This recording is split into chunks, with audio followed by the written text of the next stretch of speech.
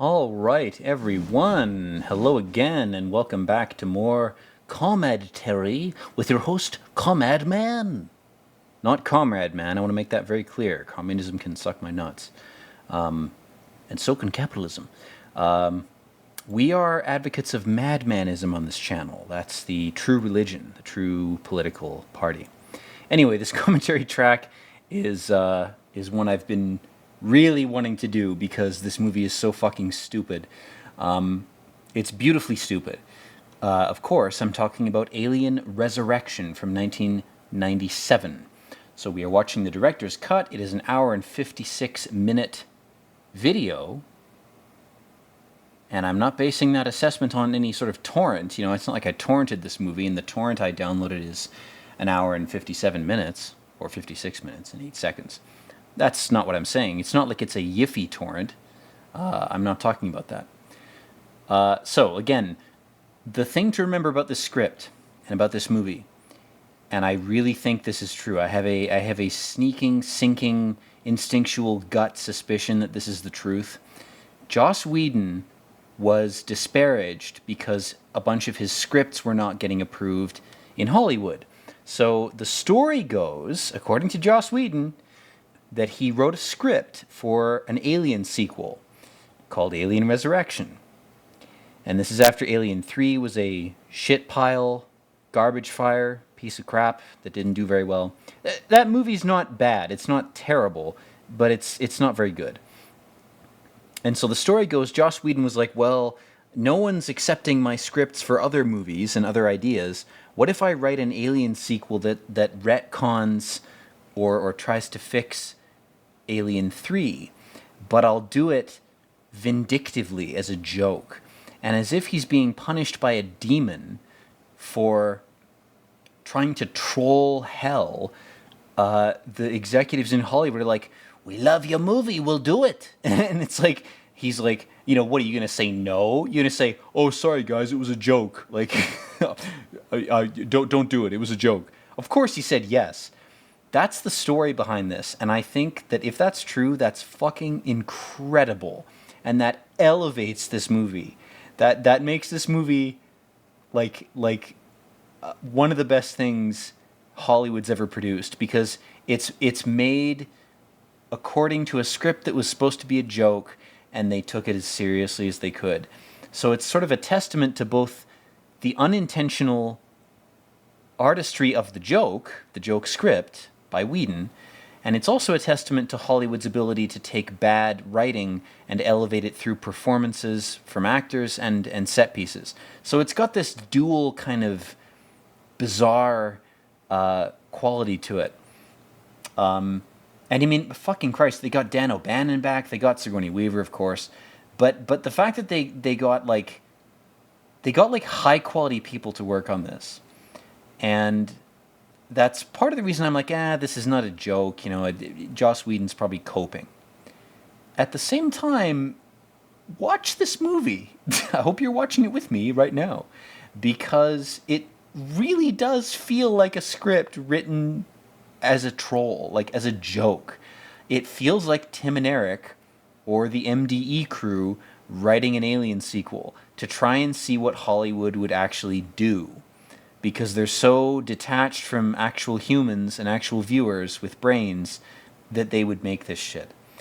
So again, at this point in the movie, you know, we're panning into the cloning lab. We're zooming in on the cloned Ripley. And again, the dialogue is so corny that it's insane. Like, no one would write this and pitch it seriously. You know, my mommy said there were no monsters. Like, that is worse than a children's movie. It's so bad.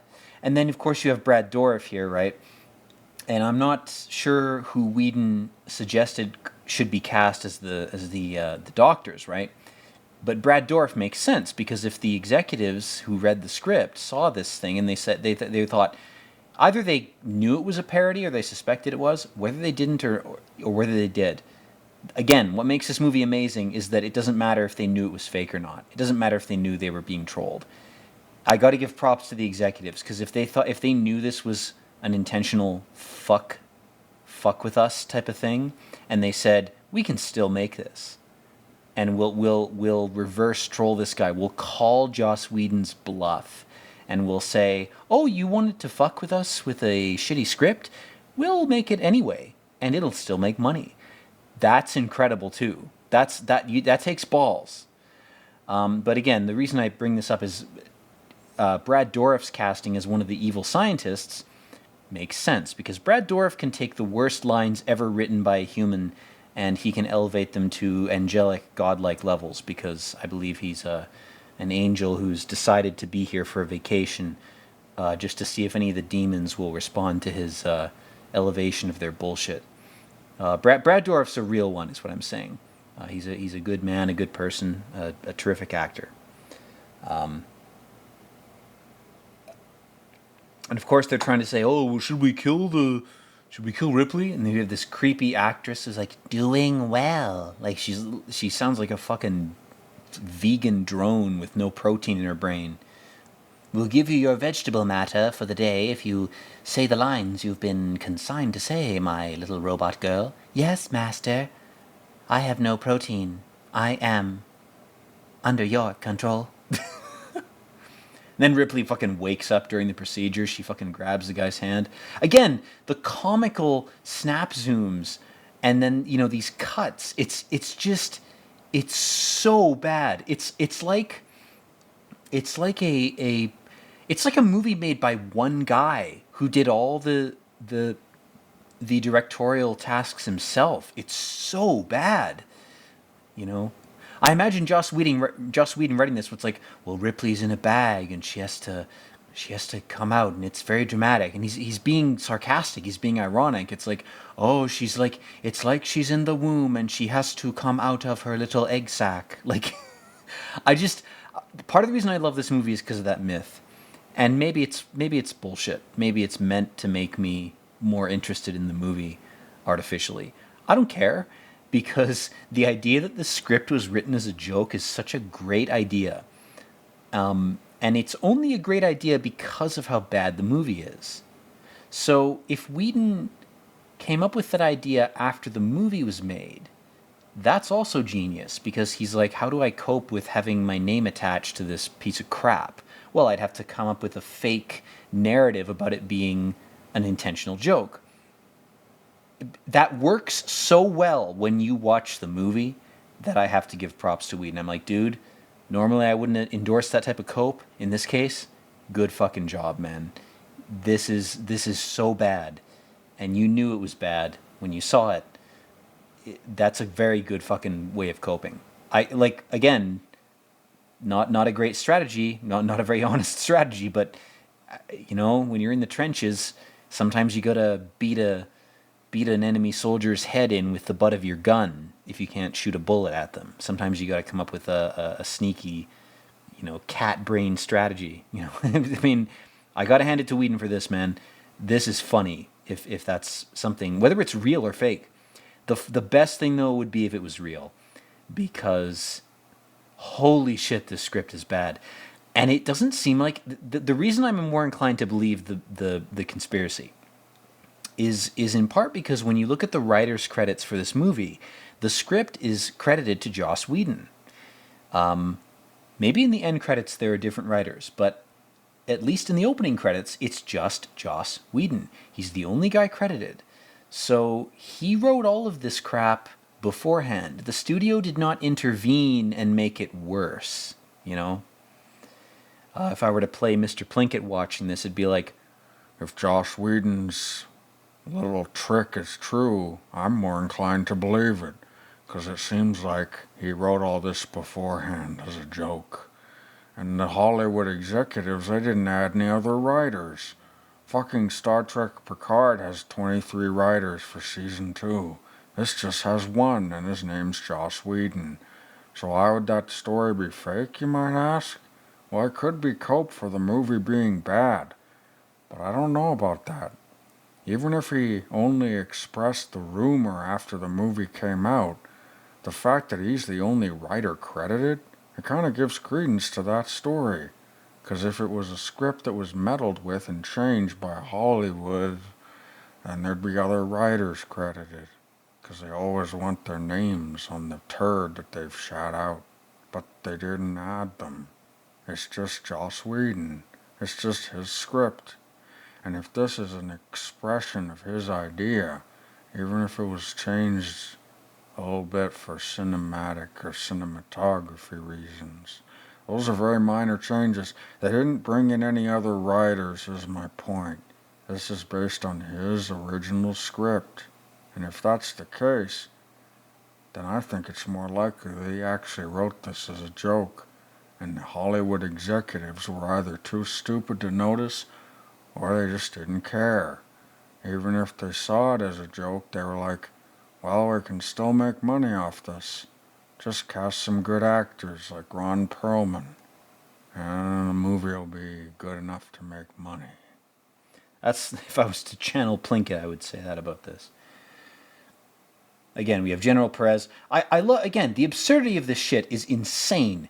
The fucking doors open with a breath analyzer. It's literally a breathalyzer to open a door. Does that make any fucking sense when you could use a fingerprint?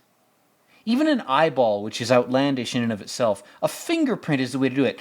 Why the fuck would a breathalyzer be... What would open a door? It's like, oh, your mouth bacteria is unique. Yeah, so's your fingerprint. The complexity of a machine that would need to analyze your breath, it's so insane. Like, think about it for 2 seconds. It's nuts. It's like it's written as a joke, right? And then, of course, we have him looking at the alien queen. Oh, he can look right at her through a plexiglass screen, even though her breath can melt metal with acid. She could vomit acid on the glass screen and immediately dissolve it. But somehow she's docile for the purposes of the scene. Like, nothing makes any fucking sense. I could use my logic brain to dissect this movie, and it would be a 3-hour video. I'm not going to do that. I'm just going to riff and go with what comes to me, because, again, and then, here's another scene that's fucking stupid. He's like, oh, Ripley, you're retarded. You're a clone, and we're trying to teach you. We're gonna goo goo gaga you your ABCs. And he goes fork, and she goes fuck. Ha ha! What a funny joke. That's pathetically bad. Joss Whedon is not an idiot. He wrote Firefly. Firefly's fantastic. That series is great. The movie that was derived from it is also great. The dialogue is great. The characters don't seem like idiots. Then he writes this, which is radically worse, right? And he wrote it around the same time. So again, I sound like a manic freak, but bear with me. Keep watching this. This movie is so goddamn bad, and the dialogue is so corny. I really am tempted, man, to go full balls deep into like, yeah, this was written as a joke. It could have been Joss Whedon just wrote it while he was drunk and submitted it on a lark. That's the most logical, likely explanation, is he wrote this while he was drunk. Maybe he was kind of pissed. He didn't intend it to be a joke. He sent it off. Whatever. It got accepted. Holy shit. Obviously, he's going to go with it. That's the most likely explanation. But, I like Joss Whedon. I like his work. I want to give him the benefit of the doubt. But these goddamn lines of dialogue, they are like, no AI could write dialogue that seems more inhuman than this. The worst AI from 2 years ago could not beat this dialogue and how bad it is. This is United Systems military, not a greedy corporation. And earlier, like, Ripley's asking him, like, does it grow? Like, it's like Dora the Explorer dialogue. It's so remedial and childish, but it doesn't, it plays itself as if it's not aware of its own nonsense. And it can't be that serious. You can't get away with that. It's so bad. You should be very proud to have parasites in you. And she goes, oh, I am. Like, read this like a Victorian melodrama parody. Like a parody of, the Miss Marple or Jane Eyre or whatever, hour-long specials that you might see on channels that your mom watches. Look at this movie like it's supposed to be on those channels. It doesn't even fit in there. It fits in nowhere. It is so goddamn bad. And again, I'm not shitting on people who love this movie. I love it. I want to make that very clear. I'm being 100% unironic. I love this movie. It's amazing. It's entertaining as fuck. It's great. It reaches a level of melodrama and camp that is so insane that it is hard to compare it to anything. There are some parts of this that are kind of like Titan AE, but Titan AE is an animated film, and Titan AE has better writing. I gotta say, a Don Bluth project that made no money has way better writing than this. I just, I just love this. This is the guy I love his voice. I love the actor's voice, not the character. You know? She's like, oh, how about a cup of coffee? He's like, anything else while your mouth's warm, I mean? A little cum? It's like, yeah. It's so bullshit. It's so corny, man. God. Watching this movie is like being... It's like being the guy from A Clockwork Orange, but instead of having your eyes pinched open and having droplets put in them, it's just one of those baseball or tennis machines that are supposed to fire tennis balls or baseballs, and they're firing creamed corn. And the creamed corn is being shot directly into your eyes. That's what watching this movie is like. It's like having creamed corn shot directly into your eyes. It's incredible. Now, the one thing I will say about this movie that I don't think Joss Whedon could even make ironic is that when he writes characters, they're always weird, interesting people. And they don't seem to be weird for the sake of being weird, because their quirks aren't a huge defining part of their character.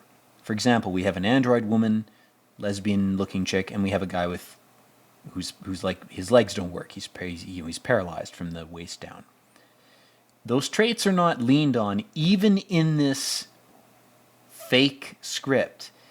Even then, Joss Whedon is such a good person. He's a genuinely good soul. He's like, even if I make up a fake character, I'm not going to make their disability be something that is done for a flourish or done as a meme or as some kind of PC flex. It's just how they are. That's just who they are. It's like, for example, this guy's black. No, I'm just kidding. There goes the video, guys. My channel will be deleted in 3 seconds. Quick, download the video. No, but for real, what I'm saying is Joss Whedon is not one of those people who writes characters for the sake of writing interesting characters at any expense. He doesn't use disability as a crutch, even when he's writing a fake script, which I think this is. Even in this bullshit that he extracted from the ether, he filtered it through his own mind, like any writer does, which is an extremely taxing process. Writers get paid 1/100th of what they should for their efforts. Writers should be paid 100 times. If they're good, if they're bad, they should be homeless. That's not what I'm saying. I'm saying good writers should be paid more than they are.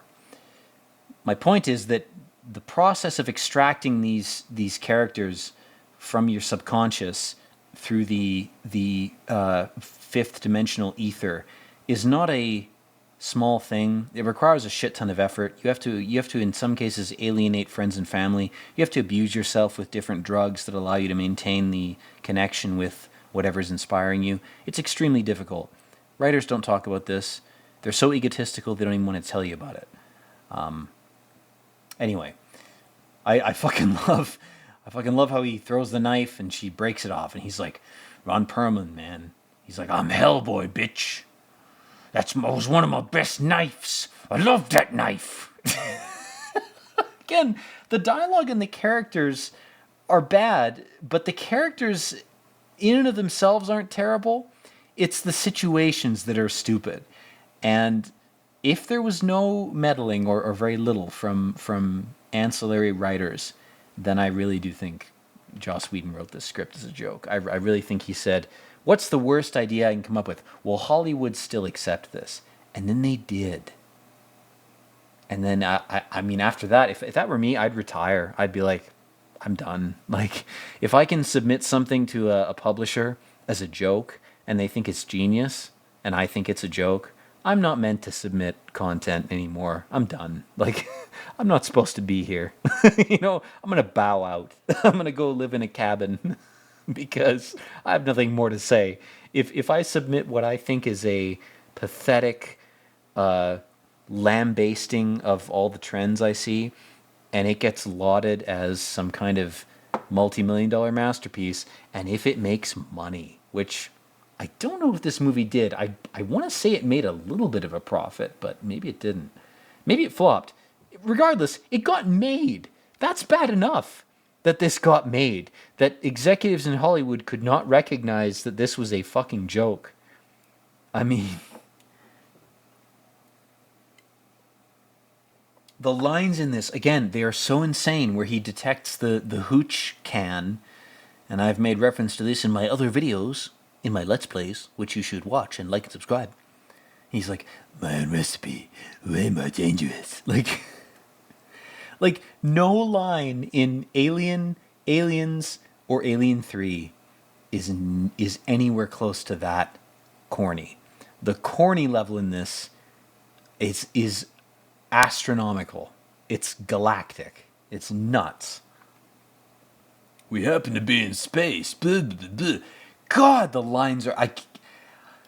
you know what? What made me have fun with Starfield was that a lot of the dialogue seemed like this. It seemed like the game was like intentionally bad. Because some of the dialogue in that game reminded me of Alien Resurrection. It reminded me of this, where it's so over the top and stupid, there's no way that it could have been intentionally written like that. And then I realized, no, the world's just degenerated to a point where, yeah, that's considered acceptable writing. Okay, I'm going to shut the fuck up for a sec about other crap. This scene's amazing. This scene is the best scene in the whole film. Straight up. Where he's drinking with the captain.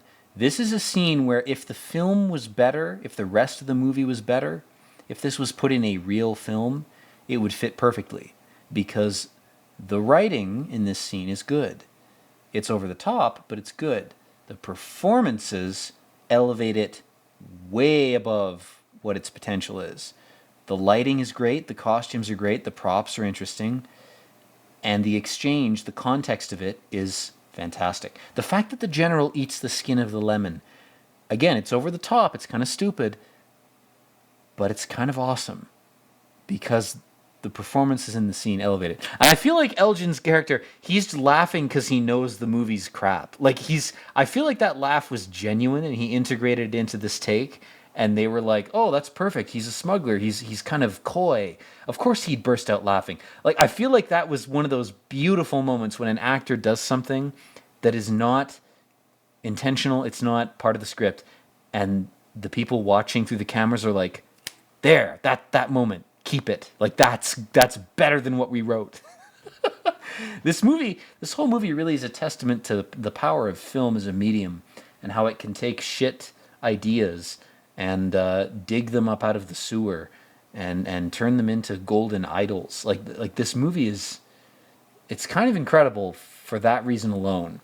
But just his voice, man, god damn. I'd fuck this guy just if he would talk to me. If he just said to me, like, you want to fuck? I would drop my pants immediately, you know? I'm not gay, I'm not straight, I'm not pan, trans, bland, blah, blah, blah, blah, whatever. I don't give a fuck. It's that voice, that grizzled fucking voice. It's so perfect. He's just like, you know, if he told me to jump, I'd jump, you know. That is damn fine. You know, there's some sonic, phonic, vocal magic there, man. That guy knows the value of his own voice. That's why he's an actor, because he knows his voice is worth it. It's worth promoting. I need to look up what other movies he's been in. That's the real thing I'm saying with all the exaggerated sexual shit. I'm just saying, I like this guy's voice. I gotta look up what other shit he's been in. So, they're human trafficking. Again, this movie, like, our heroes in this movie are human traffickers. Like, that. These are our heroes. Keep that in mind. Our heroes are epic, diverse, you know, paralyzed lesbian robot, you know, diverse heroes. they're human traffickers and they don't care. None of them give a shit that they're selling living people they stole from a mining colony to a clandestine military op. None of them care. And we as viewers are supposed to care about the characters. We're supposed to sympathize with them. Like this movie is clown universe. It is so insane. Like our characters are such scumbags. Again, Joss Whedon wrote Firefly. The characters in that, they're edgy anti-heroes. They sometimes do morally questionable things. They don't knowingly steal living people from a colony to sell as human meat to Nazi experimenters. Like, that's what this movie's premise is. Your heroes are doing this. And the movie is totally straight-faced and serious about you accepting that these people are supposed to be the good guys. Oh, the military's bad for asking for the humans. They're worse than the people. Honestly, they're the same. They're equally shit. I have no sympathy for anybody. This movie's just so absurd and so insane. You gotta love it because it's like it embraces its own insanity. It legitimizes its own existence just by saying I'm going to exist. Like there was some creepy, occult, insane coagulation of willpower between different diseased minds that said, yeah, we want this movie to exist. It's gonna exist. And then you get this thing that's just inexplicable. Like, it shouldn't be here. It should never have been made. Anyway, this scene is very interesting. We'll deviate from our ranting for a moment. Ripley in this scene makes a shot, and they had crew members positioned to drop a basketball to make the shot appear to have been made. She made it on the first try. So I don't know if it was Satan or Lucifer or Christ or Prometheus or whoever the fuck. Somebody was on set, some force, because this scene was supposed to have been contrived where she backs away from the basket in a second, and she throws the basketball blind. She's looking the exact opposite direction. She throws it blind behind her, and she gets a nothing but net shot. And she did this on the first try without intending to. Because she wasn't possessed and made anxious by intent, she makes the shot, and it's perfect. And there's a great documentary. Go to YouTube and search for this. It's coming up in a second here. After she wipes the blood off, she makes the shot. She said, my feet didn't touch the floor the rest of the day. And I'm like, bitch, you should go to heaven for that. Like, no matter what your sins are, here it is. She did this for real. This is not fake. And Ron Perlman's reaction here is real. In a second here, he grins and he chuckles, and they kept it in because she actually made that shot. So fucking crazy, man. That's one of those things where I feel like that's the divine confirmation that the script was a joke. Where it's like, the script was such bullshit that during its filming, there's going to be this inexplicable probability event that confirms that, yes, the script was bullshit. Because this event happened, you can be rest assured that the script was bullshit. And again, this scene too, over the top, lurid, crazy. The guy's massaging his wife's feet. Why the fuck would you write that as the intimate scene? There's no dialogue. And then you got the general. He's already a comical character. He's shining his shoes by lighting the fucking shoe polish on fire. I don't even know if that's a real thing. Maybe it is. Maybe it was. But the over the top craziness of this movie, it reminds me of reality, where at times it can feel like you're living in a world where the script for reality was written as a joke. And that's why it's another reason I love this movie. Like it embraces this movie is way better than Joker with Joaquin Phoenix, which is a great movie. I do like that movie. This movie's better because the absurdity is just, it saturates the whole film. Everything is insane, and yet it takes itself seriously. And that makes it more nuts because the actors and the dialogue, you know, there's this seeming seriousness, and the whole time you're watching this, if your logical part of your brain has any neurons still firing in it, you're looking at it going, everything in this movie makes no fucking sense. Everything is stupid. Nothing makes sense. There's contradictions everywhere. Why the fuck am I watching this? If you understand that the script was written as a joke, which I do think it was, it becomes one of the best comedies I've ever seen. And there are a lot of movies where if you apply that same premise, right, to, I don't know, some shitty comedy, oh, the script was written as a joke, it doesn't make the movie any better. It doesn't make it more interesting. It doesn't make it funny. Most movies that doesn't apply. Another reason I think the script really was a joke is when you apply that thought process to this specific movie on its own, in its own context, it works. If you try to apply that to other movies, it doesn't work. Try it. Look at some comedy that you hate. Look at what's a good example of an unfunny comedy? Road Trip with Rowan Atkinson and a bunch of other actors. I saw it when I was like a kid, and I laughed once, so I thought it was good. And then I tried to watch it with a bunch of friends, and I felt like a fucking idiot because it was the most unfunny shit I'd ever seen. If someone told me, oh, the script for Road Trip was a joke, that would not affect my opinion of that movie at all. I wouldn't want to rewatch it. I wouldn't be more interested.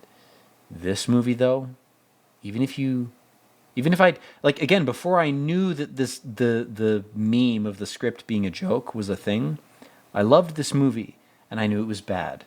I knew it was bad, and I enjoyed it anyway. That's the mark of a movie that's unique. You know, maybe it's so bad it's good unintentionally, but in this movie's case, you know, I really do think the script was written as a joke. I do. Here's my favorite scene. I've talked about this in other videos where Ron Perlman's character's made this gasoline booze in this fucking cup and cigar, and she's like pretending to drink it, having to drink it with gloves. He's like, that shit is not easy to come by. Fuck, that's so good. That's so funny.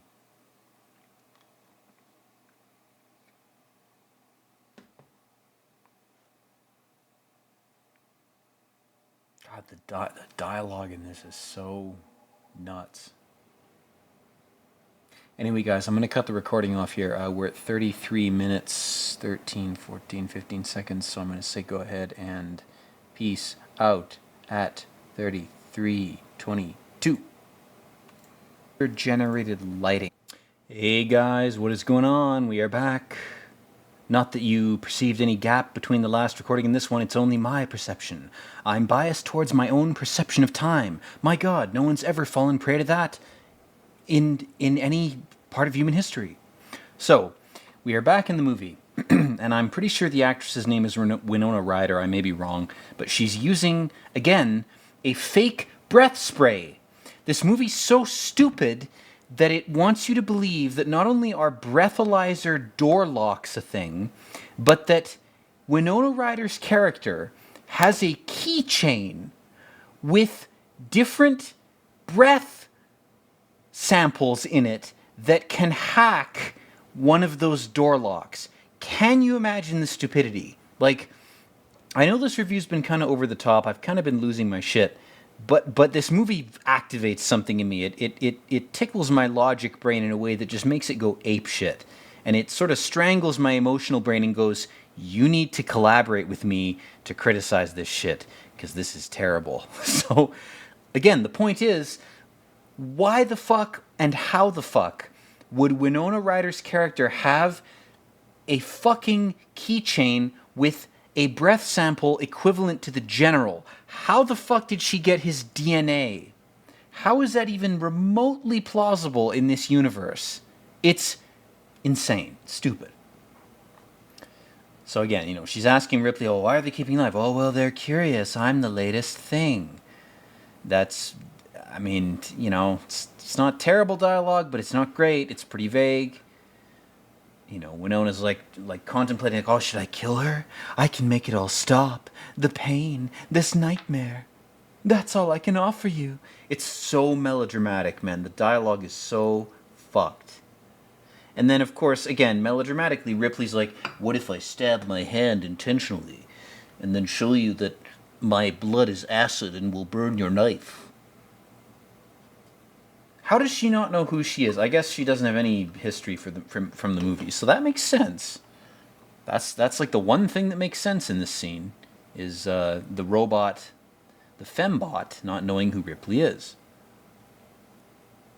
And she's like, you're not Christ, you're a shitty clone made by the military in a satanic ritual to try to clone Christ to fake revelations. That's not going to have good repercussions, guys. I'm just saying. It's going to do the opposite of what you want it to. Even if you think that's the case and you think you've prepared for it, it's going to do the opposite of whatever you want. You can't trick God.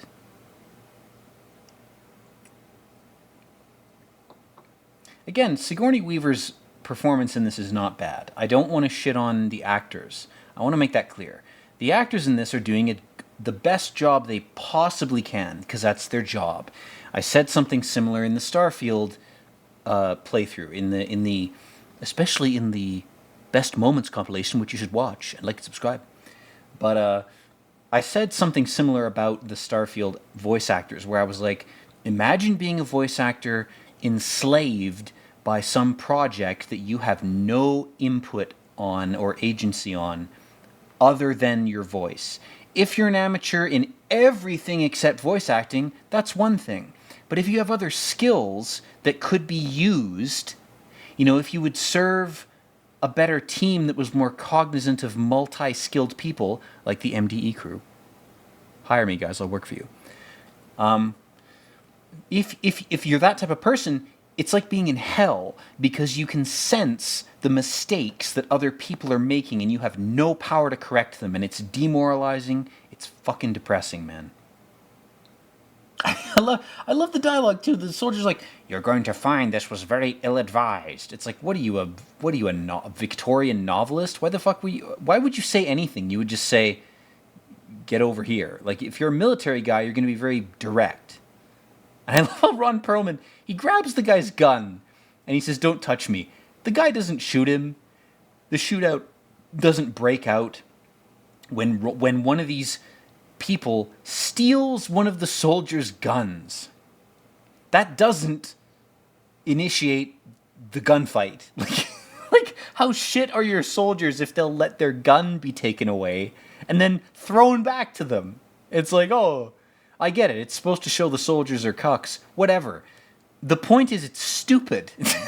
Again, if anything in this movie tempts you that it makes sense, remember how dumb it is. It's like reality. If anything in reality seems to make sense, remember how dumb it is. And Ron Perlman, his hooch can somehow also had a gun in it. And of course he blasts one of these guys with his booze gun. The snap zooms. It's almost fisheye shit. There's such close-ups, man. It is like a comic book. There are scenes in this, particularly in this sequence, that remind me of the 2004 Hulk movie, in sort of how insane that movie is visually. Like, watch that movie.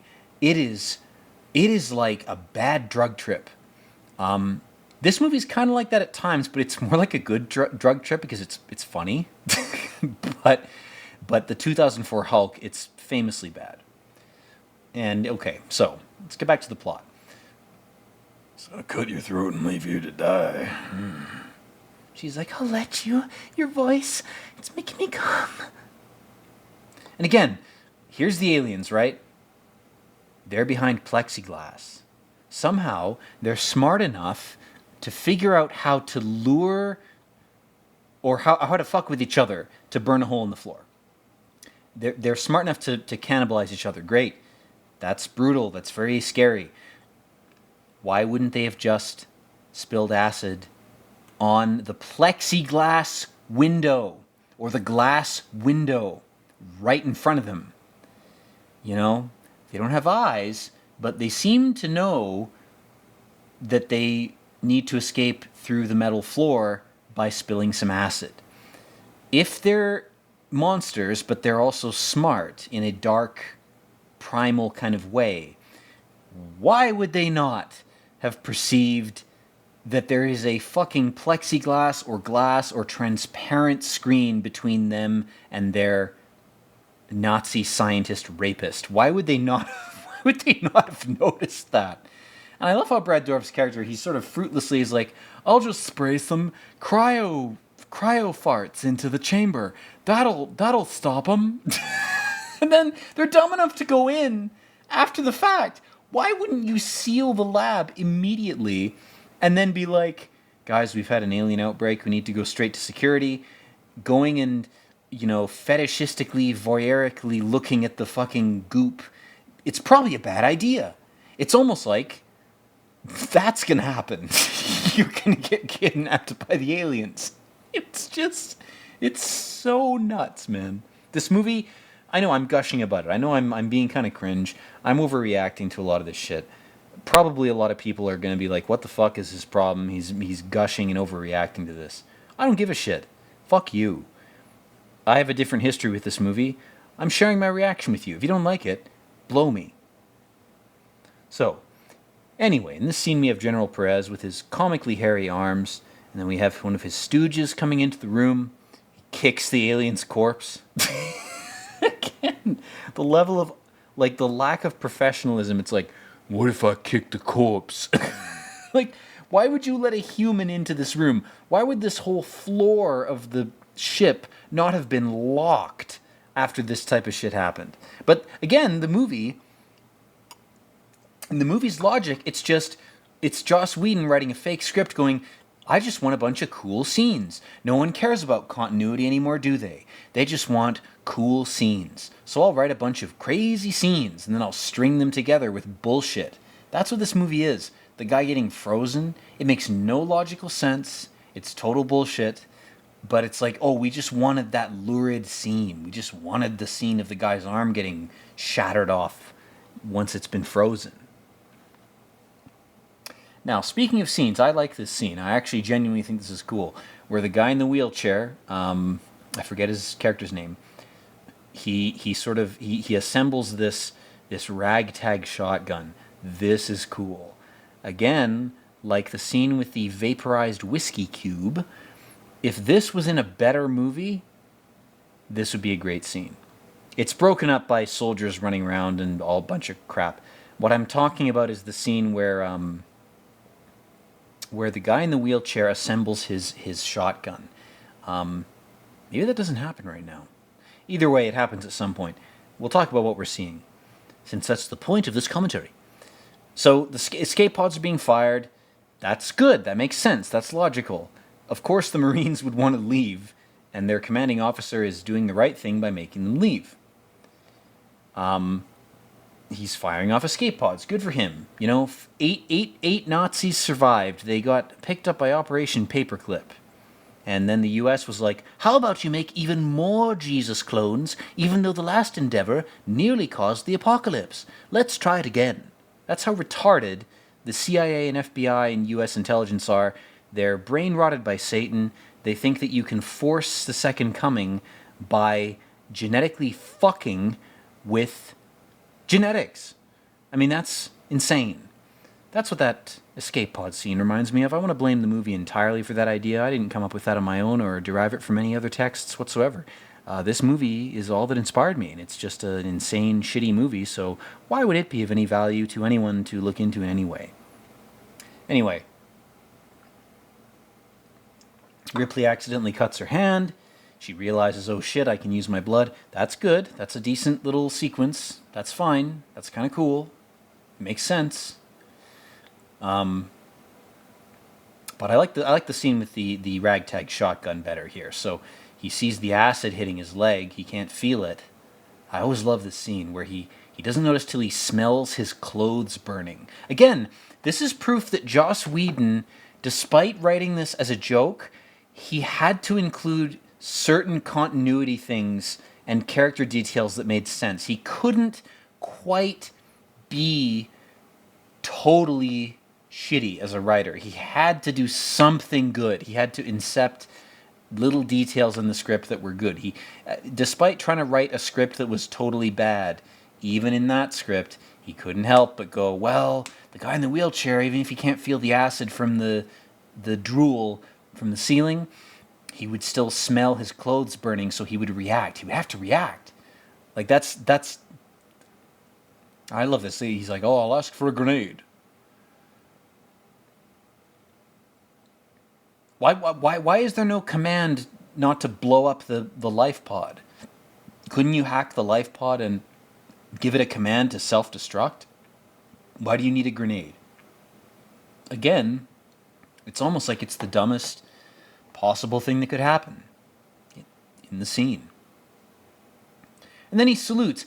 He takes the time during an alien outbreak to not listen or pay attention to anything behind him, so he can do a epic, honorable military salute. Ah, yes, it's much better to be honorable than to have your brain eaten out. And again, this is so over the top. He's like, I'll pick out the piece of my brain to confirm that I've just been eaten in the back of my brain. Like, it's so stupid. It's insanely stupid. You would pass out from the pain and blood loss before you'd have the cognizance to reach behind your head and rip out your own brain. It's just done to make this movie seem stupid. Now, here we have the death of the best character in the movie because his voice is great. That's all that matters, is if you have a good voice. This poor fucking character, man. This poor actor, that his character didn't last beyond this point. Because, man, his voice would have been useful in the future. If you would have preserved him and his voice, the future would have been better. But you didn't. You chose to flush him down the toilet like he was a piece of shit. But you shouldn't have. Future will be worse for it. That's all I'm saying. If you would have given him a role, given him a job, given him something to do, that he wants to do, that he likes to do, that is compatible with his particular personality, future would have been better. But, you know what? If you choose not to do that, everything goes to shit. So again, he's walking, it's this epic fucking tense scene, like, oh, I'm walking over the greats. The greats of the greats. The great filmmakers that came before. Oh, a jump scare. It could be an alien, but it's actually just a farting pipe. Don't misinterpret a fart as something evil. It's just a natural reaction. Sometimes it is evil. Most of the time it's not.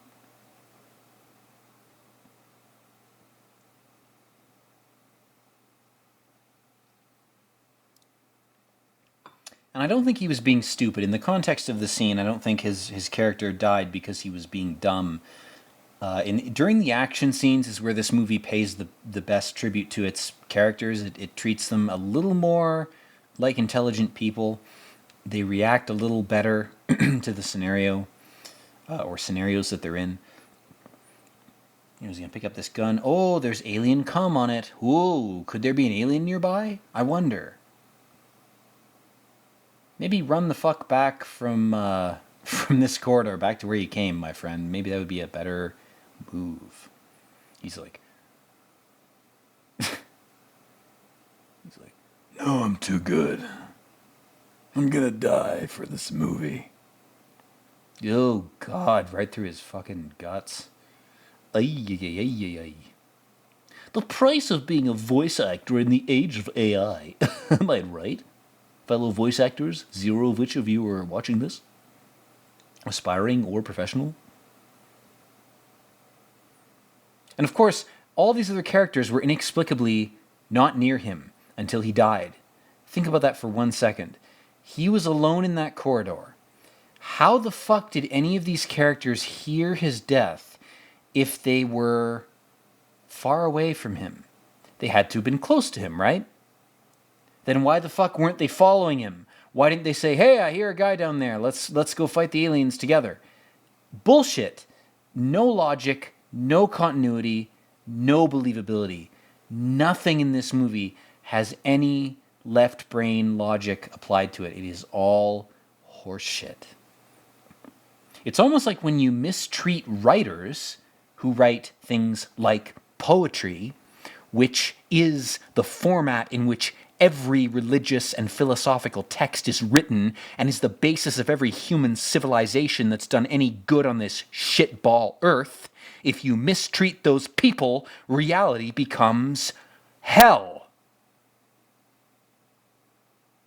It's almost like you should maybe give those people a fucking break and give them some food and a house to stay in so they can write, so they can do good work. Because when you deprive those people of what they need, hell becomes reality.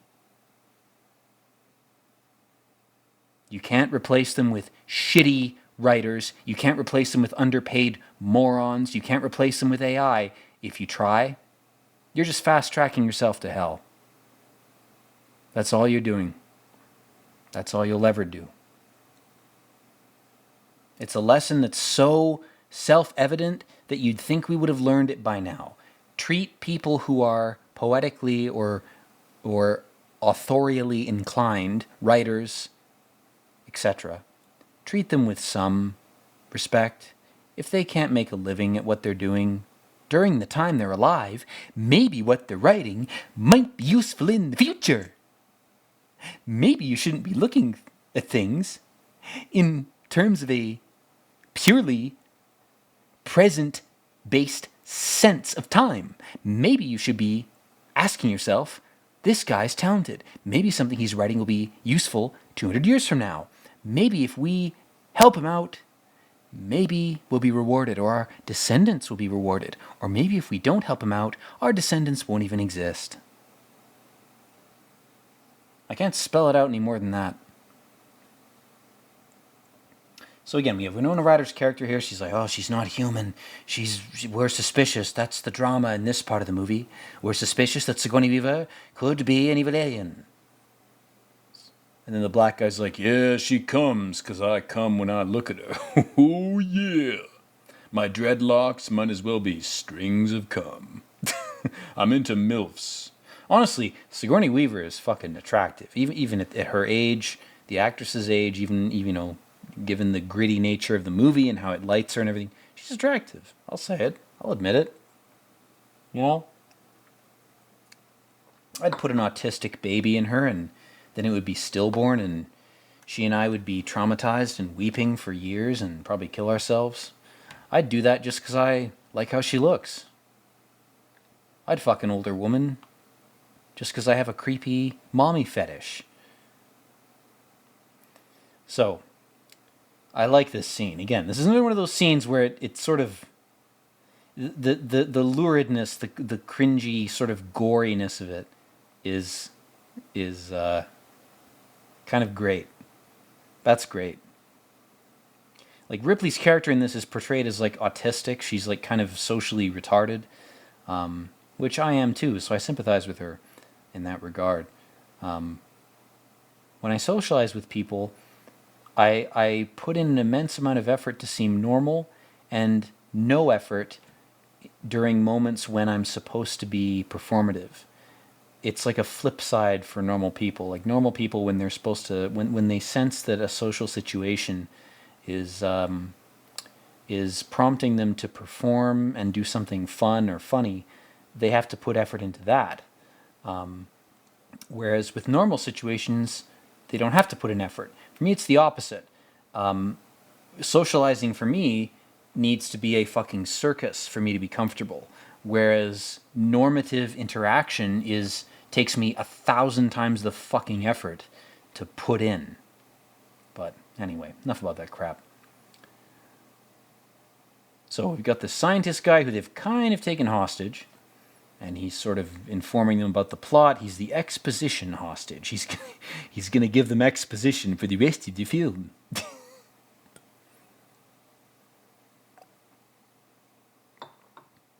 Yeah, good for you for fingering the guy, man. He fucking knifed your leg for fun. Again, there's like a ghost of the Firefly inter-character interaction in this, where like the characters are, despite the absurdity of the movie, they're interesting enough. Like Whedon couldn't resist. I really think he wanted this to suck, but despite wanting it to suck, he couldn't resist writing some interesting characters into this.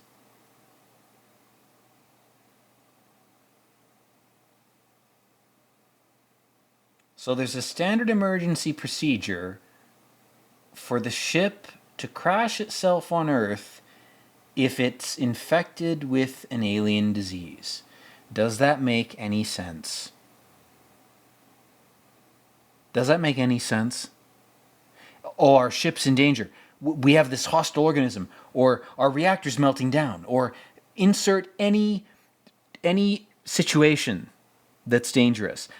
You know what? We should set the protocol to send it back to Earth. At this point in the film, we don't know as viewers that Earth is a garbage dump. That's revealed at the end of the movie. Even if that's the case, right? How the fuck does that protocol make any sense? Why would the ship not just destroy itself? Self-destruct should have activated at that point.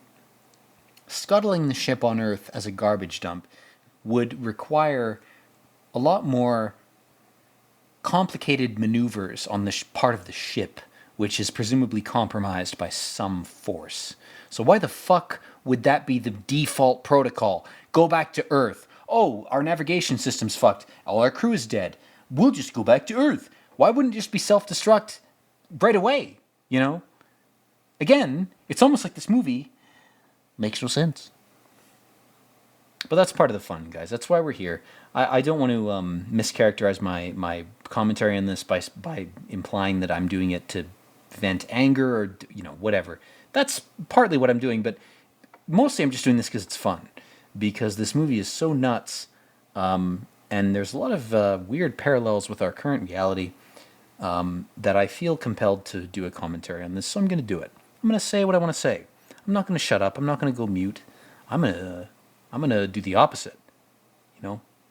You can all bathe in my verbal diarrhea, and maybe there'll be a sand grain of gold in it. So here we have Ripley realizing, oh my God, I have an Auschwitz concentration camp number on my arm. My God, what's in here? What could be inside? And this is one of the best scenes in the movie. It's good for two reasons. Number one, it's insane and stupid, and the ancillary characters react stupidly, which is par for the course. But Sigourney Weaver, despite, I'm sure, suspecting how corny this was, you know, she's a professional. She does her job no matter how bullshit reality is.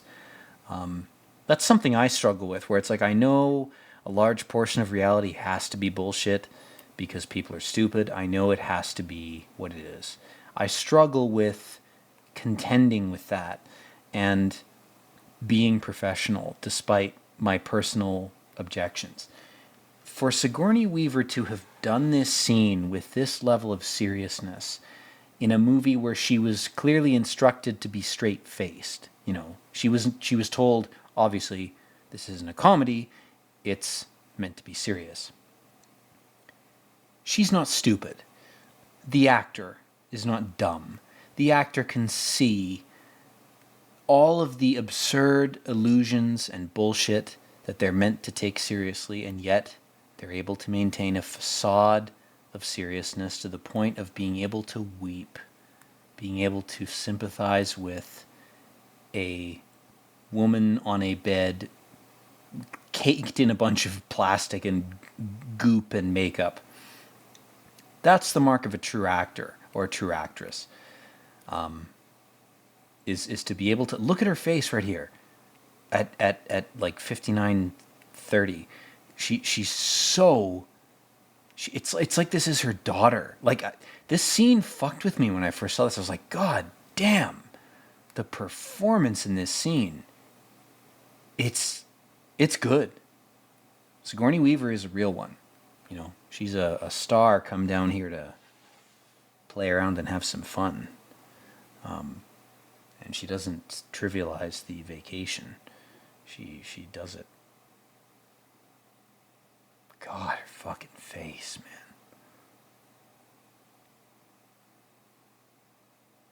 And again, you know, the special effects on the failed clone are very good.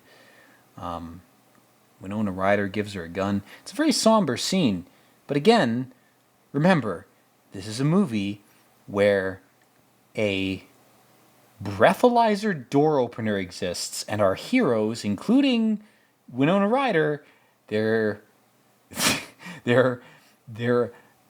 unrepentant human traffickers. Like, those are our heroes, guys. It's like, yeah, we sell humans. Why not? Who the fuck cares? We're the good guys, though. Believe us, we're good.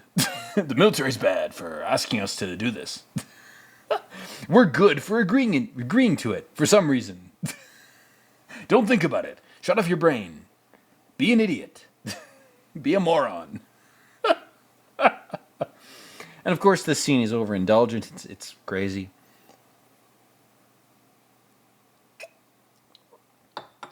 It's like, oh my God, Sigourney Weaver was too old to have children, so she has to contend with all the failed children she could have had if she was impregnated past the age of 35. It's like, it's almost like it's an over-exaggerated parody of real commentaries about female infertility. It's almost like Joss Whedon wrote this as a joke. I don't know. That's just my own theory, guys. I've never heard that anywhere else. And then, of course, she's like, I'm going to kill the man who was growing clones. You should. You should have killed him. Why the fuck does she not do it? Where is her mercy coming from in that scene? There is no precedent for that. It's like she could have been merciful to her clone by letting it live, but I guess, you know, again, depending on your moral perspective about suffering and death, she was like, well, it's more merciful to kill the thing. Why would she not think that about the general? Does she want him to suffer? I guess that's the implication. And of course, we have Ron Perlman a second ago. He was like, oh, waste of ammo. Must be a chick thing. That's dumber than any line from any of the Duke Nukem games. Those games are over the top on purpose. This movie is dumber about its hyper-masculine characters. It makes them even stupider. It's like you're trying to demonize testosterone as a substance, right? Duke Nukem already did that, or it walked that line. Maybe it wasn't trying to do that. This movie leaps over it, again, because it's a joke. It's not serious. It's bullshit. This whole movie, or this whole reality, is bullshit. And here we have the colonists. Oh, our main characters, our good guys. Oh, they feel so bad. All of a sudden, they're seeing their handiwork. These colonists were used as Nazi experiment fodder for parasites. Wow, I'm so sympathetic to our main characters who facilitated the entire exchange and make a living off of doing it. Wow, I'm so sympathetic to people who initiated the entire plot of the film. That's amazing. Guys, human traffickers, they're great people. We should worship them. In fact, we should elect them. All of our politicians in all of our societies, I think personally, they should be human traffickers. I think that there should be no politician on earth who hasn't participated in human trafficking. I think that's the best thing for us as a people, a species, as a globalist culture. I think we should worship human traffickers. Doesn't that sound like a utopia? Doesn't that sound like the ideal society? I want my leaders to be openly in favor of human trafficking. That's what I want, 'cause I have no brain. My brain is rotted yogurt. I love this character too. This guy who's infected. He's like, "Don't kill me. Oh, I'm a benign character." Again, Joss Whedon. I feel like he wrote this character again. It's part of the script being a joke. If you were writing a script for Hollywood and you wanted to offend and repulse Hollywood people, what would you do? You might write a parasite-infected, large-nosed, desert-dwelling-looking individual, part of a Abrahamic religion that I'm not going to specify. But if you were trying to fuck with Hollywood, wouldn't you write a character who is like that, who meets all those, all those, they check all those boxes, is what I'm trying to say. You would write a character like that. And then you'd have all the other characters dramatically oppose their presence. Oh, should he be here? Should he not? Is he a parasite? Is he an ally? Like, oh, what a dramatic situation portraying this character as an ally or a liability. Oh my God, it's so dramatic. I never would have imagined that any character could possibly occupy this position in Western lore. My God, it's so nuanced. It's so subtle. I can't imagine anyone possibly failing to perceive the poignancy of it. It's great. And then we have Ripley coming up and being like, I'm a fucking alien. You're parasite ridden. And you're full of the black cube parasite, my friend. You're about to be raped on a level that is that the word rape is incapable of encapsulating. You're about to be raped on a 12th dimensional level, my friend. Your soul is about to be torn to shreds, and then each shred is going to be raped individually on a different plane. You're about to be royally fucked. And then she's like, I'm Ripley's like, I'm Lilith, I'm the monster's mother. I'm here to punish the particular type of person that I just referred to. This guy right here with the glasses. Lilith's position is to punish this guy right here. It's almost like their society worships dark-haired women who are evil and tend to sculpt societies into giant fetish parlors for their own amusement that are inevitably too fragile to last and fall apart. And when they fall apart, they often harm societies around them, which is a real shame. Societies that they conned into doing business with them, or, whatever. It's just a shame, man. Keep your sins in your own lane. Keep them specific to you. If you know you're a sinner or you're prone to sins, don't involve other people in those activities unless you really have to. Even then, Anyway, this water scene. This is an important scene to sort of rubber band ourselves back into the movie for. So Ron Perlman, at least Ron Perlman, if not other actors in this, nearly drowned to film this scene. This movie's bullshit. It's nonsense. Whether it was intentional nonsense or not. People nearly died to make this. Can you fucking imagine people signing up to be actors not knowing that they might drown? I mean, surely they had to sign all sorts of safety-related contracts and insurance forms and whatever. That's standard, But imagine signing that and thinking that your act of signing it was just a formality, and then a bunch of you almost die. That's why the system is in place. That's why I can't, object to bureaucracy as a concept, because you do have to have policies like this in place. If you don't, filmmakers are just going to kill their actors and then cover up the deaths. Like, I don't think that's cool, you know? Even if the movie that's made is amazing, oh, it's a masterpiece. I don't think that a system that trivializes human life to that extent should be allowed to exist. That's why there has to be some kind of government. There has to be some kind of military. There has to be something, man.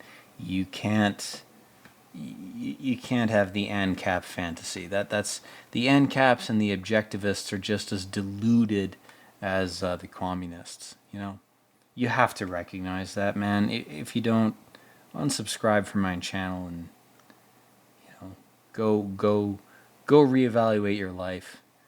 Do something strenuous and trigger your brain to reevaluate itself, because if you believe in any of those extremes, your brain's been rotted, man. You're drowning already, and you're not gonna come up for air. I think it's this point in the shot where Ron Perlman almost drowns. This is a pretty serious scene right here.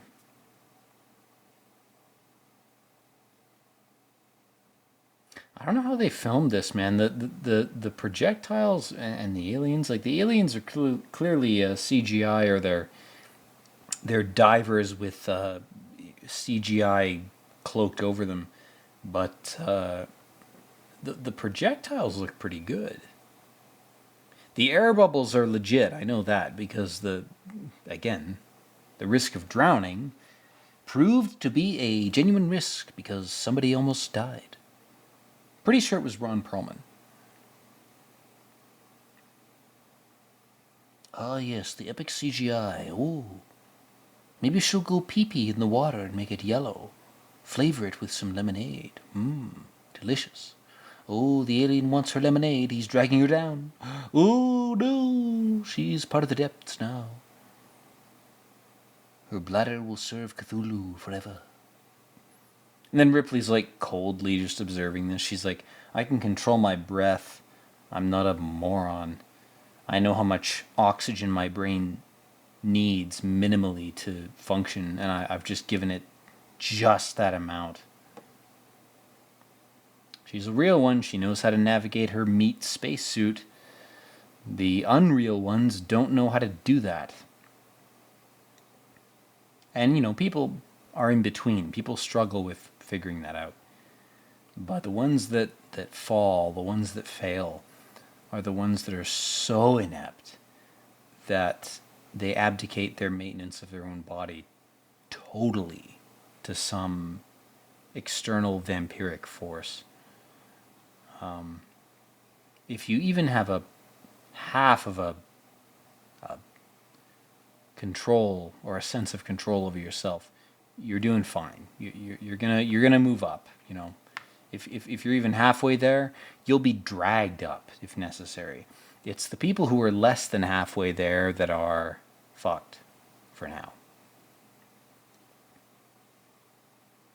Oh shit, guys, you're in the uterus. You shouldn't have gone down on that GF of yours. She had a disease. Oh no. Those aren't human eggs. Those are herpes eggs. Those are infections from a myriad of other parasites. Good luck contending with them.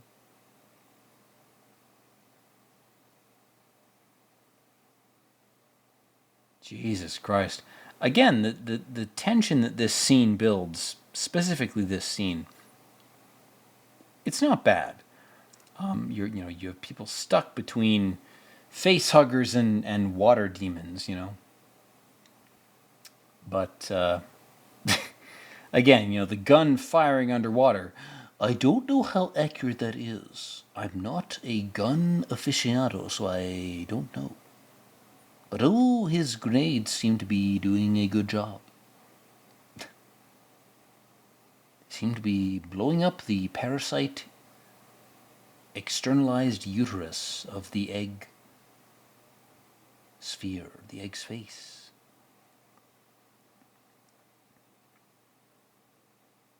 again, some of these shots are great.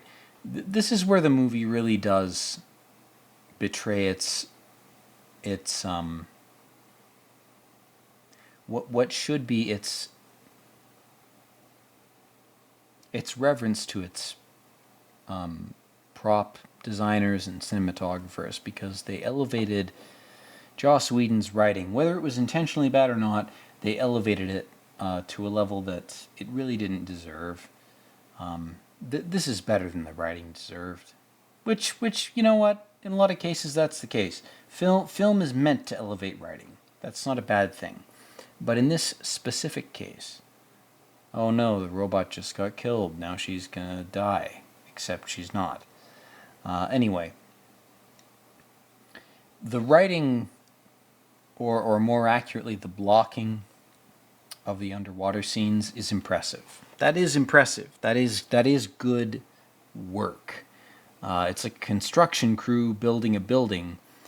You can compliment them if they've built the bones of the building perfectly, like if they're structurally sound. And then some designer comes along and goes, I want to do giant red and yellow triangles all over the building that look like shit. And it's like, well, the people who built the foundation of the building don't really deserve the blame for the flourish or the exterior of it. That's not really fair. And I would never, I would never conflate those two areas of judgment. I would not judge the people who built the foundation of something with the people who designed its flourishes, because there's a big separation these days between those two people. Maybe there shouldn't be. In fact, I think there shouldn't be. I think that it should be the same people designing the interior as are designing the exterior. But in movies like this, that's not the case.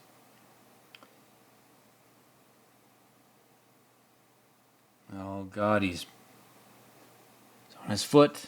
Holy shit. Oh, he's slipping off.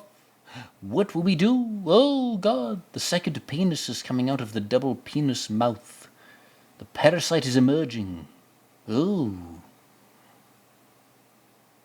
Oh, this scene's great.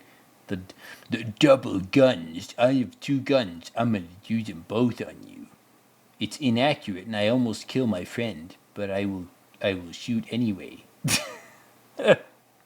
So stupid. I mean, it's stupid, but, he wins. I love this, too. This is another scene where it's like, of course this script was a joke. Ron Perlman's character, he snaps back up to the ladder, and he blows the spider away he wastes a bullet on a fucking spider. That is a pure joke. That is so stupid. Oh, and our poor wheelchair guy, god damn. The rigor mortis claw of the alien. It's pulling him down to hell. His friend is dead. Oh shit, he's going to commit seppuku. Oh no. No, don't do it. Don't be another black character that sacrifices themselves. You don't need to do that. Oh, well, I guess you do, because the writers seem to have consigned you to that fate. Oh, that's terrible, my friend. If I was writing the movie, I wouldn't have done that. There'd be no black characters in the first place. It's not true. I'm just joking. But this movie is terrible. God damn it. It's so fucking bad. Anyway, guys, I've got to bow out. I've got to end this recording here. We're going to probably do this in 3 parts. Well, we are going to do it in 3 parts. Because this shit is tough for me. I got to summon up a lot of energy for it. So we're going to stagger that summoning, and at 19:15 we're going to say 16:17. Peace out. Hello again, everyone, and welcome back to the Aliens Commentary with your host, Madman. Aliens Resurrection, or Alien Resurrection, I should say. So, at this point, Ripley is staring at Winona Ryder after she's climbed the ladder. Ron Perlman and What's-His-Name number 2 are very surprised that she's even alive. and she's guiding them down a hallway. Again, I'm going to be a few seconds off. You know, I'm doing this in a kind of scuffed way. Scuffed voice actor is what I should really call myself. But basically, the wheelchair guy's lost his chair. Winona Ryder's been shot. I really hope her name is Winona Ryder. Have I been naming her incorrectly the entire fucking video? That'd be really funny. Pretty sure it's Winona Ryder. Okay, good. I'm right. Okay, anyways. So they're all like, "Why aren't you dead? It's almost like you're a robot." What? Sigourney Weaver's Halloween spirit green fingernails, witch fingers. It's so fucking... Oh, God. She's like, "You're filled with cum. You're a bukkake bot, aren't you? From the Japanoid system." One of the moons of Jupiter that was gifted to humanity 60 years ago. And we've all been flying planes, aka rockets or spaceships, between those moons and faking to everybody that we're still on Earth. But we've actually been off of Earth for half a century. My point is that you're from the Japanese moon. You're from Enceladus, whichever moon they got as part of the deal with Jupiter when it turned into a star. Saturn's going to do the same soon. Or actually, Saturn came first. I'm sorry, I'm confusing things, Mr. Dershowitz. Saturn came first. It became a star like 60 years ago. Jupiter is the one that's turning into a star, and eventually we'll do the same with Neptune. Neptune is a large enough gas giant that it can be engineered to implode into a white dwarf. And we're doing this because the human population is much larger than you think it is. I've heard conspiracies that it's like, oh, the Earth only has 400,000 people. That's true. Of Earth. The other planets in the system all have other people, if you believe the opposite end of the conspiracy spectrum, which is that we've already colonized the moons of this solar system. And the reason that fact isn't public knowledge is because people couldn't handle it. We're too stupid to be told the truth. We have to be told it very gradually. And, you know, I'm no different. You know, if someone told me that tomorrow, I'd probably go nuts. I don't know. Maybe I wouldn't. Problem is I don't know. That's the problem. That's why the illusions are still in place, because, you know, you can't tell people this shit right off the bat.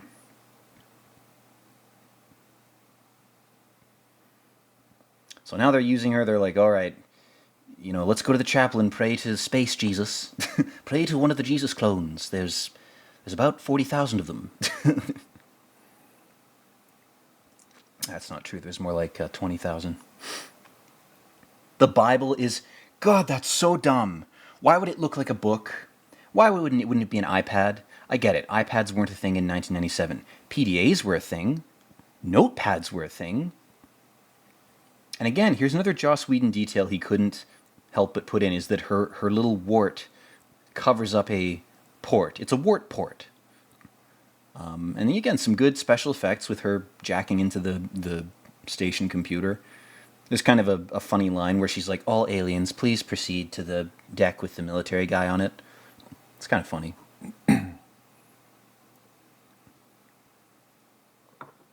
She's using ChatGPT. She's channeling ChatGPT. Also, I love how the chapel is just in a hallway. Like, you know, it's like in the future they don't pay attention to religion and the chapel is just for cultist freaks, so we just put it in a hallway. Okay, so now here we have our character of a certain origin who is about to have his parasite freak the fuck out. So our epic white men with guns are ready to kill him if he can't host the demon that he claims to be able to host. That's our real role, is to destroy him if he can't keep the demon in check. But he seems to be okay for now, guys. It's almost like he's going to explode later in the movie at a very pivotal story moment. Perhaps that'll happen. Let's watch and find out. Yeah, the ship's headed to Earth, but it's 43 minutes. Okay, all right, 43 minutes. That better not be the real time. No, it's like 25 minutes. Okay, good. That's the length of the commentary, guys. I'm kind of sick of talking about this movie. I feel like I've said most of what I want to say, so the remainder of this commentary is probably going to be more scene-based. There's not going to be as many rants about random crap and tangential subjects and, you know, free association that I'm doing. It's probably more going to be focused on the scenes. Of course, I say that now, and then I'll be talking about, I don't know, some Gnostic crap like 5 minutes from now. I do want to talk about the design. Again, there's a lot of things this movie did right, and most of them are set design things.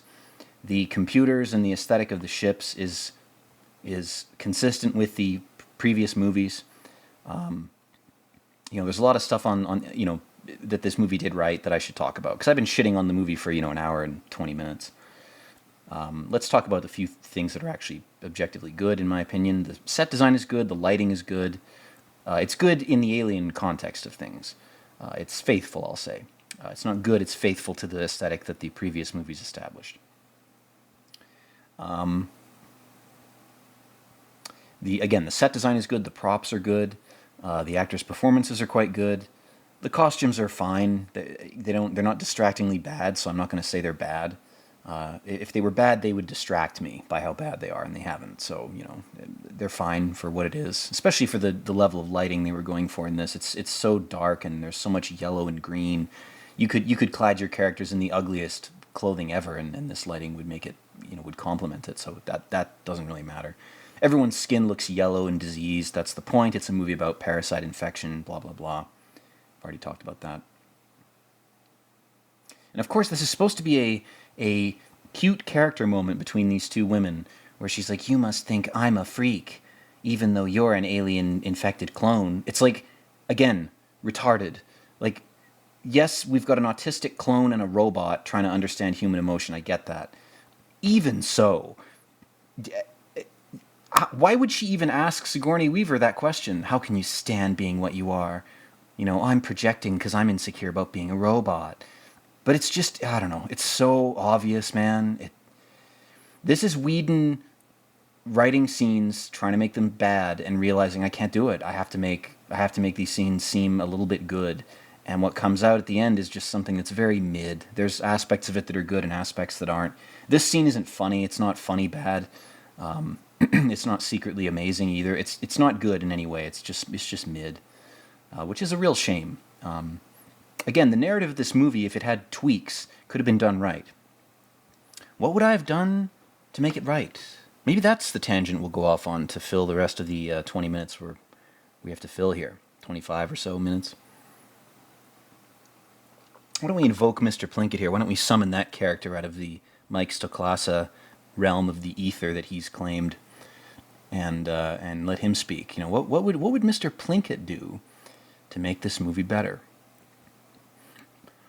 Okay, guys, we're talking about Alien Resurrection, because he's been gracious enough to summon me up from hell. I appreciate it. It's hot down there. Anyway, I'd want to clarify I deserve to be there. I mean, I killed about 30 hookers in my time, or maybe it was 50, I don't remember. But anyway, Alien Resurrection. Mike was never an Aliens fan, so he never did commentary tracks on these movies. But I always thought that he should, and I always wanted him to. But I don't control him. Not anymore. So I'm glad Madman was willing to do it of his own volition. So let's talk about what could have been done to improve this movie. Alright, I'm going to have to think about the earlier parts of the film, so I might gloss over them a bit, so bear with me. I've also had a few vodka Gimlis, so I'm a little sauced. But bear with me, let's try and get this done. Alright, number 1. The premise needs to be less stupid. I think the problem with this movie, in particular the main characters, is that we don't sympathize with them because they're human traffickers. It doesn't matter if one of them's a lesbian robot and the other one's in a wheelchair. That doesn't really negate the whole human trafficking thing. I'm pretty sure even hardcore leftists are against that, at least openly. There's a lot of things they're openly against that they're privately supportive of. But anyway, our main characters can't be human traffickers, that's number 1. There's gotta be some other source for the people. Maybe our character's ship was in distress. That happened a lot in Firefly because their ship was a piece of junk like the Millennium Falcon. So it'd break down a lot.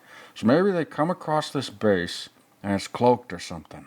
But they've got some steampunk thing on their ship that can detect that the military ship is cloaked. So they're like, oh, we found this ship. We normally wouldn't fuck with it, but our ship is broken and we're all about to die from lack of oxygen or something.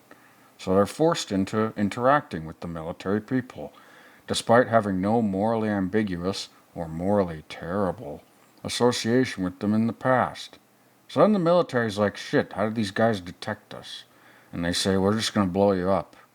And the heroes have to have some bargaining chip on their side to prevent themselves from being destroyed. So the script could come up with a kind of a narrative like, hey, wait, we could show you how we detected you. We got this illegal device. Maybe it's really rare, and the military is wanting to detect any ship that has one of these cloaking detection devices so they won't be picked up. And so our heroes, our Firefly characters, could say, look, we just want to survive and get back to Earth or Europa or whatever planet they want to go to. So I tell the military guys, we'll give you this device because we don't need it as long as we can survive. And so the military goes, okay, we won't destroy you because if we blow your ship up, we'll blow up the device at the same time. So then we'd have our characters coming to the ship, giving the device to the military, and the military starts analyzing it. Maybe our heroes have to go through some kind of interrogation by the military that could serve as an excuse to give exposition to their characters. Maybe they all have to be interviewed and cataloged, and they're all seen as some kind of weird smugglers from different backgrounds. This could all happen in the first 15 minutes of the movie, and it would be a great way of introducing the characters and getting away with very short and very well-written pieces of exposition. Alright, let's move on. Number 2. The aliens and the scientists can't both be stupid.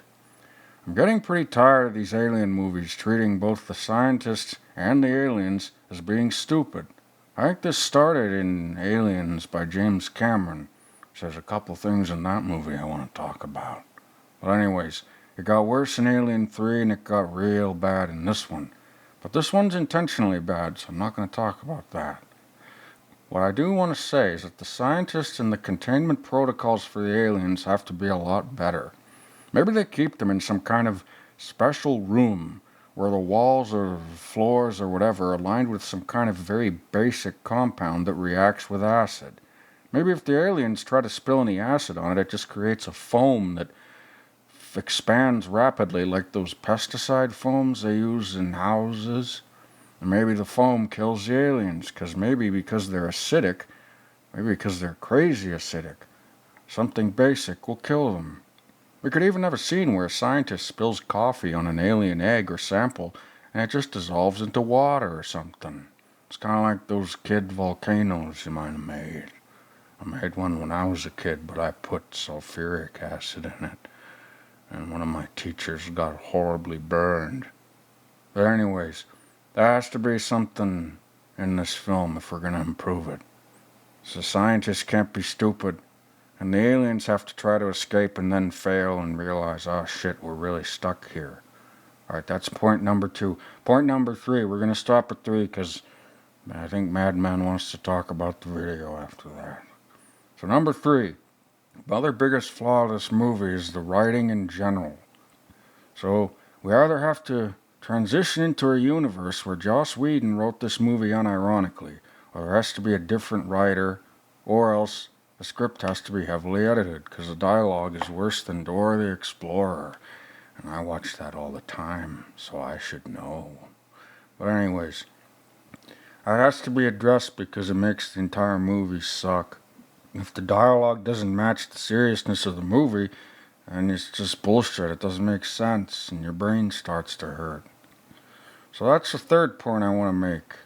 I mean, the characters are over the top, we could talk about that. But Joss Whedon's pretty good. If the writing was improved, then the characters would be improved. I mean, then I guess we could do a number 4, why not? We all do number 1 and number 2. We all do number 3. But I do something special. It's called number 4.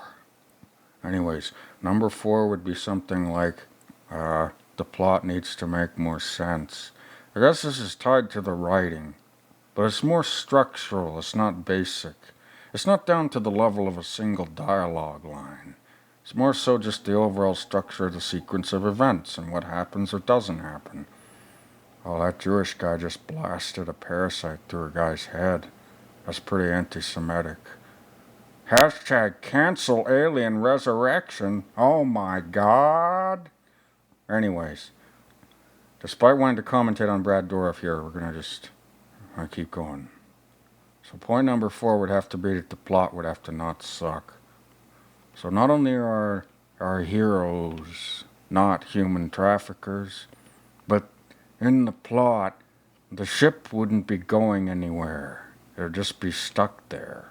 And the drama would come from having to get our characters, our heroes, off the ship and back onto their little firefly raft. It would be a very similar plot to a lot of the other Alien movies, specifically the first 2, where they got a ticking clock, like an Alfred Hitchcock bomb, which is just the ship about to blow up. So if that was the ticking clock in this movie too, it would be okay, I think. Yeah, sure, you're recycling a tired trope, but if the movie's good, and it uses that trope in an interesting way, I think that'd be okay. Maybe Ripley's character decides that she's an abomination and has to die, so her task becomes luring all the aliens to the reactor of the clandestine military ship so they all get blowed up at the same time. Then she would sacrifice herself to give our other characters time to escape. I think that would be an interesting plot twist, because in the other movies, it's always about the humans with Ripley trying to escape before something blows up. But in my rewrite of this movie, from an alternate universe where Joss Whedon wrote it unironically, Ripley's character has to do the opposite. She tries to sacrifice herself. And maybe she doesn't succeed and another character has to help her. Whatever the case, I think that would create some interesting drama, and it would reuse the premise from the other films in an interesting way. But instead we got this creepy baby plot about female reproduction being gross and weird. Did anti-nihilists write this movie? My God, what kind of propaganda is this? Alright guys, I gotta go back to hell. I wanna bow out. Thanks to Madman for summoning me up here.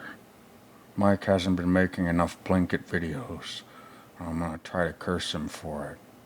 Anyways, thanks for listening. I'm out. Peace out. So yeah, if I was to do Plinkett for that, Plinkett would say something like that about this movie. So let's talk about this scene. This is, again, some great special effects. The special effects are fantastic. The nose twitches and everything on the abomination. That's awesome.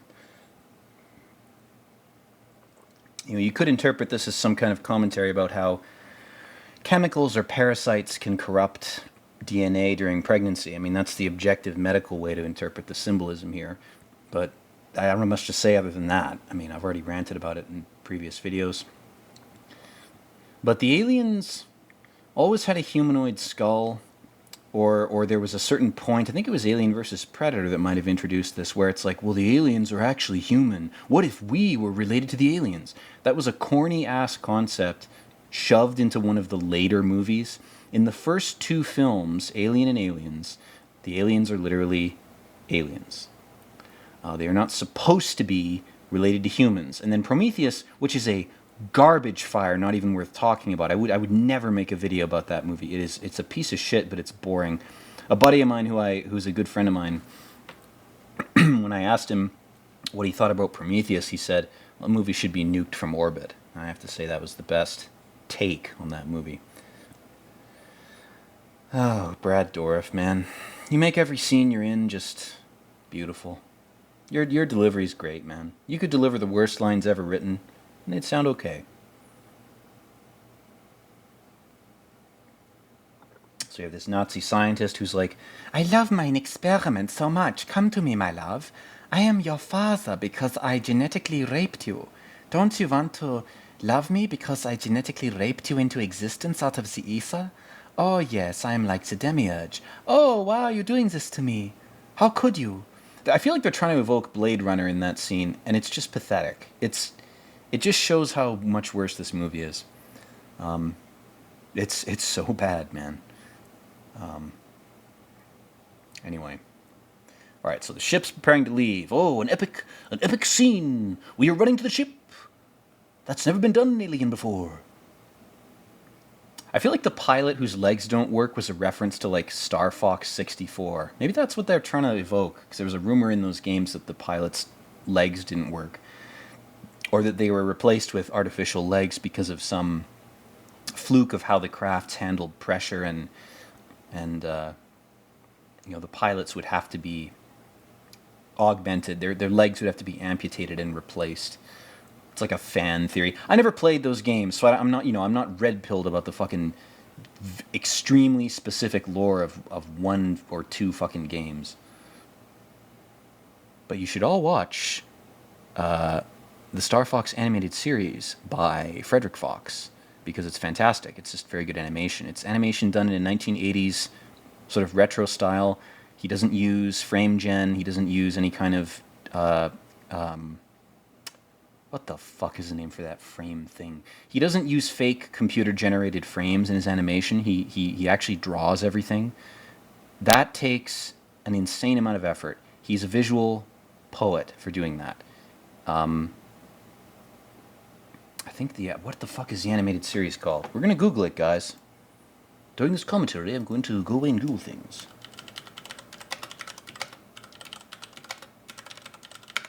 And again, yeah, it's furry type shit. The guy who made it is a furry. He's a gay furry, in fact. But the product is interesting. The animation is genuinely... It's a demonstration of extreme discipline and work and commitment to a particular medium. And it's a piece of art that speaks to the fact that artists often have to be fucked up to make good things, and they shouldn't be punished for that. It's just Star Fox the Animated Series, that's what it's called. Look it up on YouTube, it's fantastic. Again, I'm not inclined to any of the sort of fandoms that guy is in, but I came across his work way back, like 2006, because he did a bunch of sort of cheesy, cringe type improv comedy videos on fucking E-Bombs World, which if any of you know what that is, you're the audience I want to target and extract money from. But anyway, he did a bunch of shit on E-Bombs that was really funny, and then he was like, oh, I make animations. And it was like, oh, shit. Okay, this is cool. This random dude who was just a comedian, he makes these animations. And I remember watching them as a kid and being like, these are really cool. Like, this must have taken a lot of effort. And, he's made this series, and each episode takes like 3 years to make, because, again, he makes it all by hand. He does all the voice acting himself, with the exception of like 2 characters out of 10, which he has friends do the voices for. So he's an indie animator and an indie producer, voice actor, media type guy. And he should be given any and all support that you can muster, because his content is very funny. It's very good. It's not trying to, make you into a pervert or anything. It's not trying to incept dangerous ideas into you. It's just trying to be good. It's just trying to be good content. And it is. I think he succeeds. It's very tense. A lot of the scenes in that are very, they're very noir. They're there's like these tense scenes of like espionage between one group and another, and there's a bunch of scenes on a train, which is always a great setting for spy type shit. Is you're on a train, you're like trapped in this structure that's moving, and it has these different cars with different layouts. So as a set for actions, it's great. Trains are great set pieces for that type of shit. The alien's like, I just crashed a black man's head. Ha ha ha ha. I'm pale white and I crashed a black man's head. Blah, blah, blah, blah. I'm evil. Blah, blah, blah. God, Ron Perlman's dialogue in this. He doesn't perform it badly, but the dialogue it's the worst. I just hurt things for money. Why would you say that in this situation?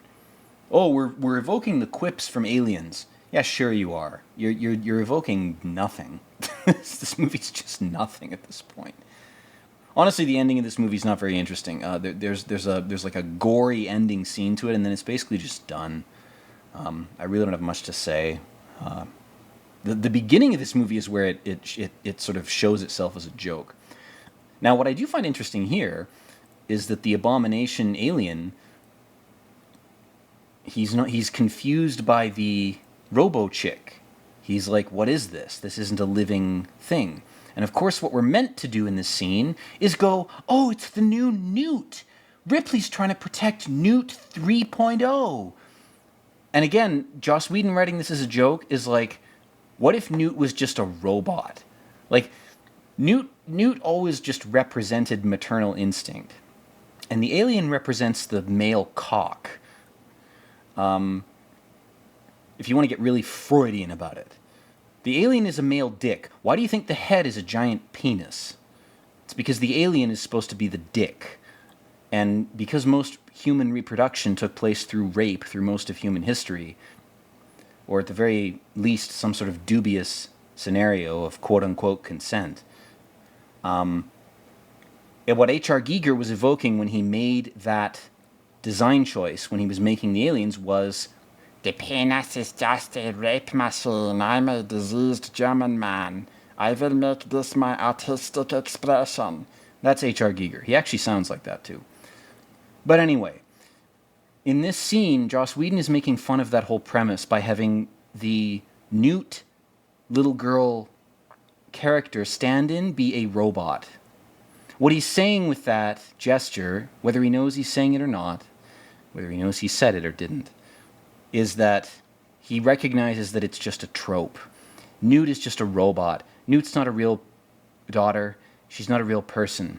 These movies are so over the top and stupid, even the first and second and third one, that I could just make a robot into what Ripley's attached to, because it doesn't matter. Like the message of the movie that, you know, sex is bad, the sort of anti-natalist subtext of this is so much more alien and fucked up that I could just make the Newt allegory in Alien Resurrection into a robot who has no humanity. She's fake. She's completely false, like a fake character in a fake movie. And then, of course, Ripley's like, "Oh, I'm sorry that you're being sucked out into space and your guts are flailing around to showcase the special effects. I'm so sorry, my epic child." Like, I mean, I think the lurid spectacle of the thing's death totally negates any sympathy or empathy that we would have with Ripley or her performance. It's kind of a disservice to her, to be honest. And then what are they, flying towards the South Africa? Is Elon Musk an alien? Is that the movie's really saying? My parents came here on a ship that crashed here in South Africa, and I'm actually an alien. I have alien blood. My blood is acid. I bought Twitter in order to infect people with alien parasites.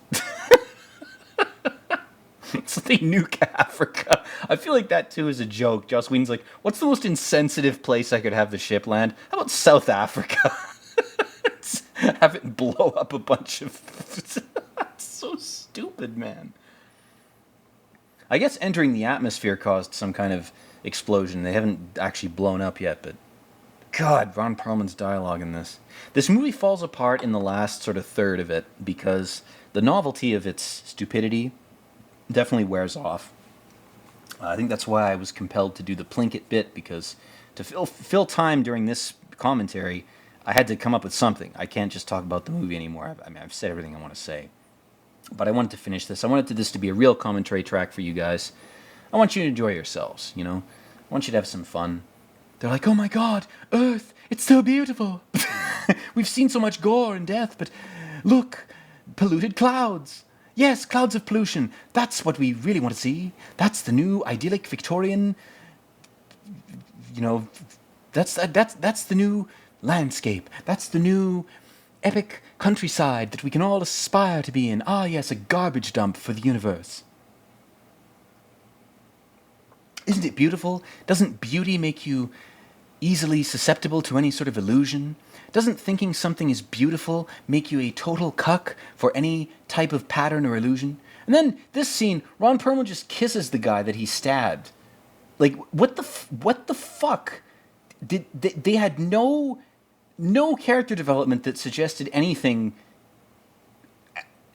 approaching friendship, let alone any sort of homoeroticism, even if it's ironic. Like, they had no development. The movie's taking credit for shit that it didn't do, which again I think is intentional. I think Whedon was like, well, what would make the movie really bad? Well, the buff Duke Nukem guy, he makes out with the guy in the wheelchair in celebration of having reached the garbage dump of Earth. And then, of course, the implication with this whole scene here is, oh, Earth is a celestial dumping ground. failed angels and failed demons come here to fuck around.